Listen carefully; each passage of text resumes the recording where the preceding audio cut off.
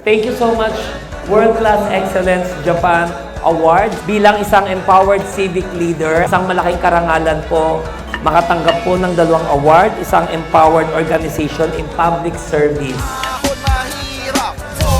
Ginawaran ang founder at first nominee ng Ahon Mahirap Party List na si Wilber Tolentino ng World Class Excellent Japan Awards dahil sa kanyang diligent at pagiging aktibo upang manilbihan at maging leader ng bayan na tinaguriang bilang isang empowered civic leader at empowered organization in public service ang Ahon Mahirap Party List.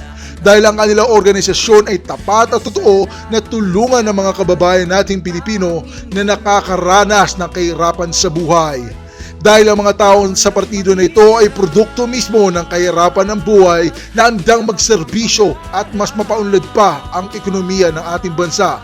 Isalin ang kalaman sa pagpapayabong ng kayamanan at yan ang layunin ng grupong ito. Lubos na nagpapasalamat si Ka-Freshness Wilber Tolentino dahil sa mga taong naniniwala sa kanya na kayang baguhin at dagdagan ng kaalaman ng Pilipino na makaahon sa kahirapan ng buhay. Kasama sa pag-ahon, ahon mahirap. Kasama sa pagbangon, ahon mahirap.